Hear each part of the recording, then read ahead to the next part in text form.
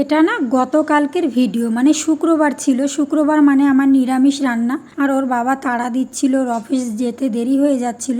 ও খেয়ে বেরিয়ে গেল, তারপরে আমি বাকি কাজ সেরে স্নান সেরে দেখো আমি পুজো দিয়ে নিয়েছি। আর জানো তো এই বছরে প্রথম আম দিয়ে পুজো দিলাম। আর আমার গাছের আম এটা পেকে গিয়েছে, এখন একটা দুটো আম পড়তে শুরু করেছে। আর দেখো আমার প্রচণ্ড হারে নাক দিয়ে রক্ত পড়ছে। প্রত্যেক দিনই এখন বিকেলবেলা হলেই নাক দিয়ে রক্ত পড়ছে।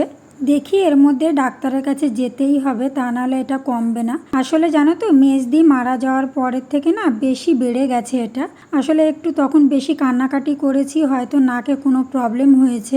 দেখি ডাক্তারের কাছে যাব। আর দেখো আমি সমস্ত কাগজপত্র এখানে গুছিয়ে রাখছি। আসলে আজকে একটু ব্যাংকেও গেছিলাম, পোস্ট অফিসেও গেছিলাম। ওগুলো করে এসে এবার যদি এই ডকুমেন্টসগুলো ঠিকঠাক না রাখি তখন অন্য সময় আবার তাড়াহুড়োর সময় ডকুমেন্টসগুলো পাবো না। এই করতে করতে বিকেল হয়ে গেল। বিকেলবেলা জামা কাপড়গুলো সব গুছিয়ে নিলাম। আর সারাটা দিন আজকে খুব ব্যস্ততার মধ্যে দিয়েই কাটলো। আর ব্যস্ত থাকাটাই আমার ভালো লাগে। আর দেখো এই ঘরেও অনেকগুলো জামা কাপড় রয়েছে, এগুলো আসলে শীতের জামা কাপড়। এই জামা কাপড়গুলো ভাবছি কেউ একটা দিয়ে দেব। আর আমাকে এক বন্ধু বলেছিলে যে দিদিভাই ঠান্ডা খাও। আসলে সব রকমেরই চেষ্টা করেছি, তো কমছে না। আসলে এটা আমাদের একটা বংশগত বলতে পারো।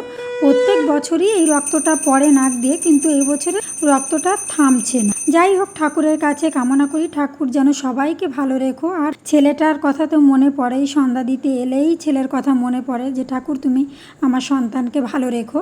আর দেখো প্রত্যেক দিন সন্ধ্যাবেলা হলেই ঝড় বৃষ্টি আসছে। আজকেও ঝড়ে দেখো আম পড়েছে। এখন প্রত্যেক দিন দেখছি একটা দুটো করে আম পড়ছে।